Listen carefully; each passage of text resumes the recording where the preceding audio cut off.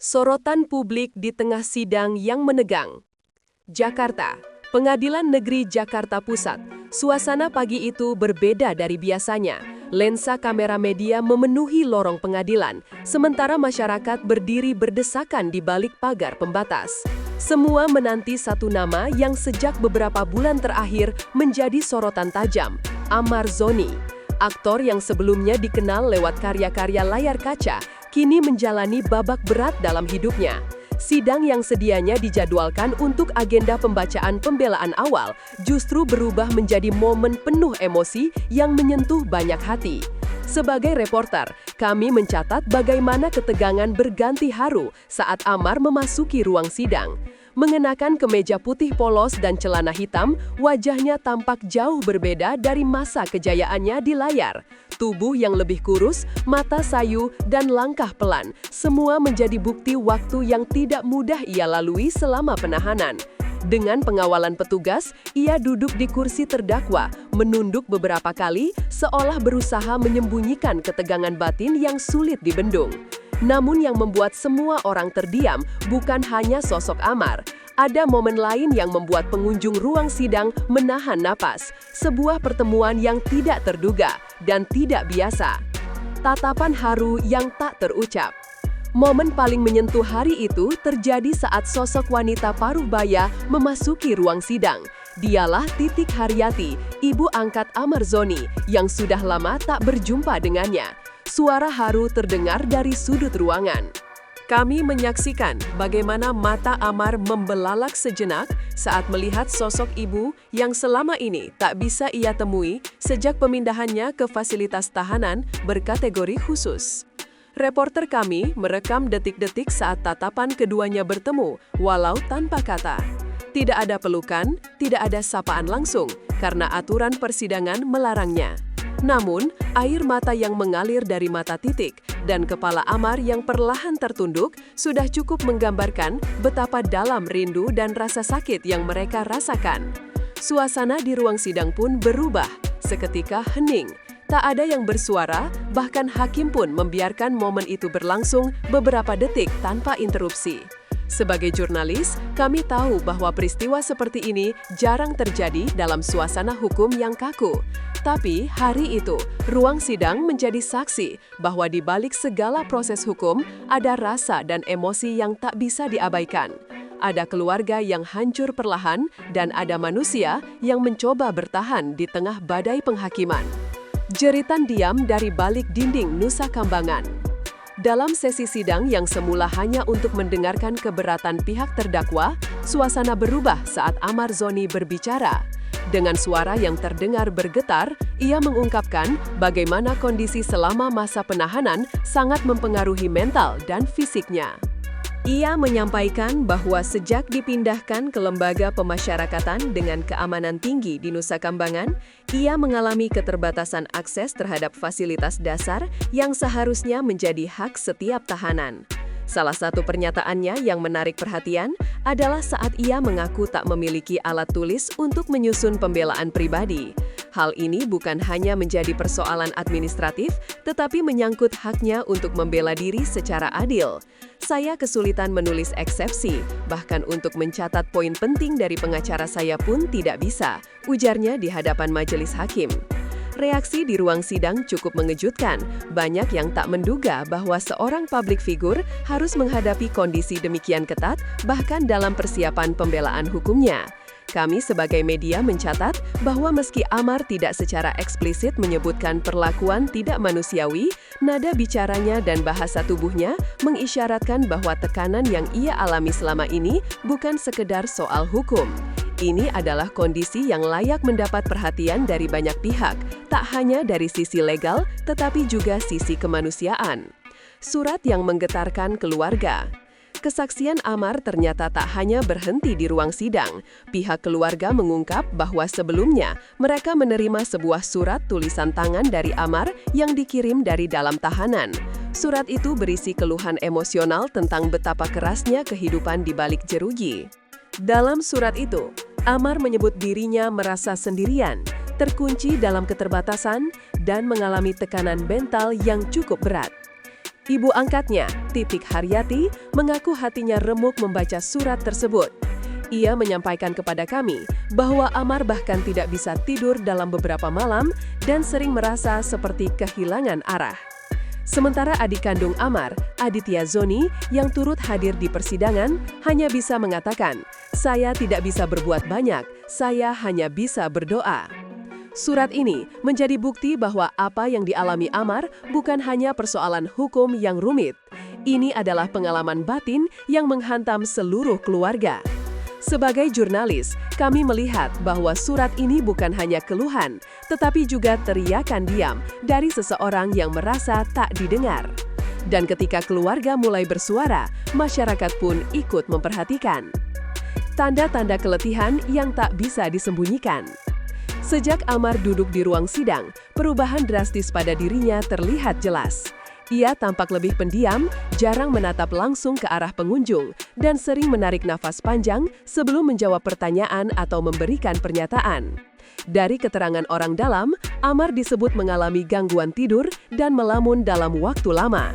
Bahkan, beberapa kali ia sempat mengalami gangguan fisik ringan karena tekanan tinggi dan penggunaan borgol dalam durasi lama. Pihak kuasa hukum menyampaikan bahwa kondisi tersebut sudah dilaporkan ke pihak pengadilan. Mereka berharap majelis hakim memberi perhatian khusus agar Amar bisa mendapatkan akses terhadap bantuan psikologis. Tak sedikit pengamat yang kami wawancarai menyebut bahwa jika seorang terdakwa mengalami gangguan mental yang berat, hal itu bisa mempengaruhi keabsahan proses hukum dan kualitas keterangan yang diberikan. Kondisi ini mencerminkan bahwa sistem pemasyarakatan bukan hanya soal keamanan, tetapi juga soal keseimbangan antara penegakan hukum dan hak dasar manusia. Dalam laporan ini, kami menggarisbawahi bahwa kesehatan mental bukan isu kecil, terlebih jika menyangkut proses peradilan yang panjang. Ketika sidang harus tertunda karena keterbatasan sidang. Sidang yang awalnya dijadwalkan untuk pembacaan eksepsi, akhirnya harus ditunda. Alasannya sederhana, tapi menggugah keprihatinan. Pihak terdakwa belum mampu menyusun pembelaan secara utuh akibat keterbatasan fasilitas selama ditahan. Tim kuasa hukum Amar Zoni menyampaikan kepada majelis hakim bahwa komunikasi mereka dengan kliennya sangat terbatas. Tak jarang pengacara kesulitan bertemu langsung dengan Amar atau tidak diberi cukup waktu untuk berdiskusi mendalam terkait strategi hukum yang akan diambil. Majelis hakim pun merespons dengan bijak.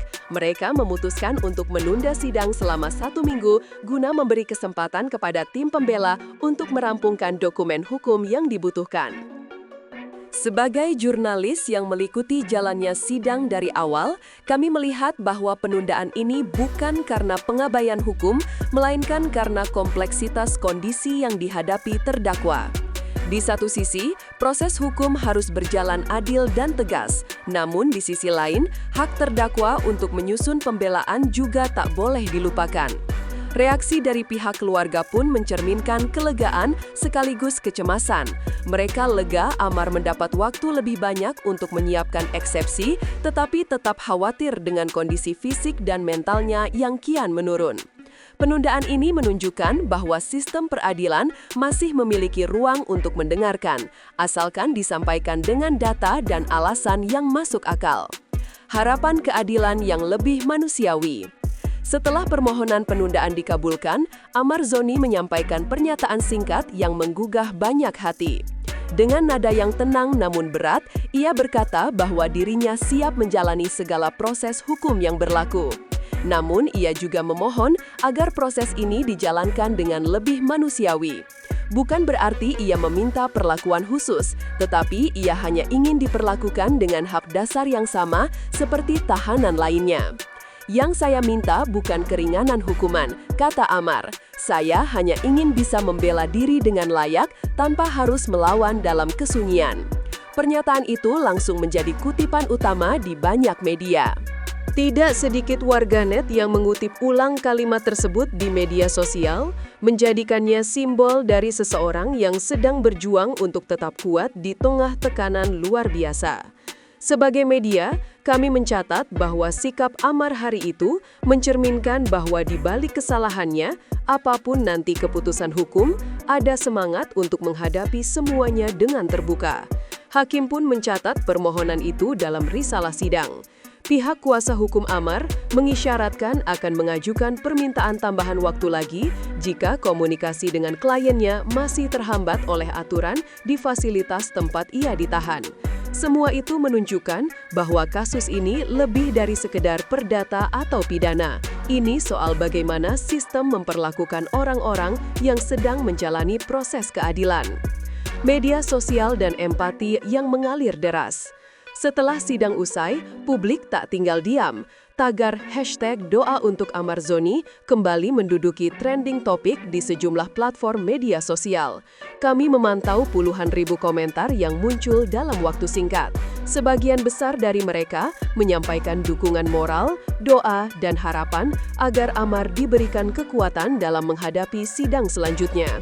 Namun seperti biasa, suara publik terbagi dua. Sebagian netizen mengungkapkan empati yang mendalam. Mereka percaya bahwa setiap manusia berhak mendapatkan kesempatan kedua, bahwa hukuman tidak selalu harus dilakukan dengan kekerasan atau tekanan mental. Banyak pula yang menyentuh aspek kemanusiaan. Bagaimana jika itu anak atau saudara kita? Tulis salah satu pengguna. Namun tidak sedikit juga komentar yang mengingatkan publik untuk tetap menghormati proses hukum. Beberapa netizen berpendapat bahwa simpati boleh, tetapi jangan sampai mengganggu jalannya keadilan. Kita doakan yang terbaik, tapi hukum tetap harus ditegakkan, tulis komentar lainnya. Sebagai reporter, kami mencatat bahwa reaksi publik ini mencerminkan kompleksitas perasaan masyarakat antara empati dan tuntutan terhadap keadilan. Keduanya sah, dan mungkin keduanya memang harus berjalan bersama. Hak tahanan dalam sorotan para pengamat. Menanggapi kasus ini, kami juga mewawancarai sejumlah pengamat hukum yang menyampaikan pandangan penting. Mereka mengingatkan bahwa setiap tahanan memiliki hak dasar, termasuk alat tulis, akses terhadap pengacara, dan layanan kesehatan mental. Jika benar terjadi pembatasan terhadap hak-hak tersebut, maka ada potensi pelanggaran terhadap prinsip peradilan yang adil. Salah satu pengamat menyebutkan bahwa kondisi di lembaga pemasyarakatan berkategori tinggi memang berbeda karena berfokus pada pengamanan ketat. Tapi mereka juga menegaskan bahwa pengamanan tidak boleh mengorbankan hak asasi manusia.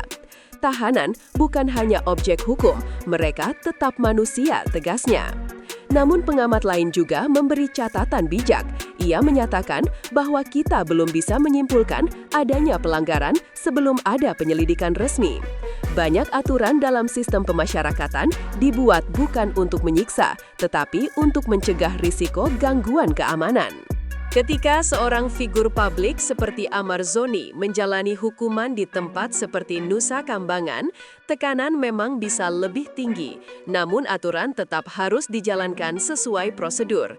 Bagi kami di media, ini adalah gambaran nyata betapa sulitnya menyeimbangkan antara keamanan dan keadilan.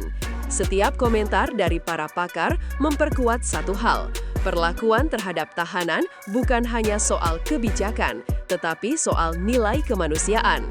Penutup, sebuah sidang, sebuah cermin kemanusiaan. Sidang lanjutan Amar Zoni dijadwalkan akan digelar minggu depan. Agenda utama adalah pembacaan pembelaan dari pihak terdakwa. Tim kuasa hukum terus berupaya untuk menyusun eksepsi yang kuat, sementara keluarga berjanji akan hadir kembali untuk memberi dukungan moral. Titik Haryati, ibu angkat Amar, bahkan berencana mengajukan permohonan resmi untuk bisa menjenguk anak angkatnya di lembaga pemasyarakatan. Ia hanya ingin melihat kondisi kesehatan Amar secara langsung, bukan sebagai tokoh publik, melainkan sebagai seorang anak yang sedang berjuang. Aditya Zoni, sang adik, juga terus menyuarakan dukungan dari keluarga. Kami sebagai reporter yang menyaksikan peristiwa ini dari dekat menyadari satu hal. Kasus ini telah melampaui ruang sidang. Ia telah menyentuh ranah sosial, batin, dan empati publik.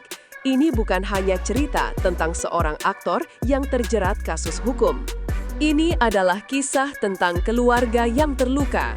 sistem hukum yang diuji, dan masyarakat yang dihadapkan pada pilihan antara menghukum dan memaafkan. Apakah sidang berikutnya akan menghadirkan keadilan yang manusiawi, ataukah menjadi saksi dari proses yang terlalu kaku untuk merangkul sisi emosional seorang terdakwa? Publik kini menunggu jawabannya.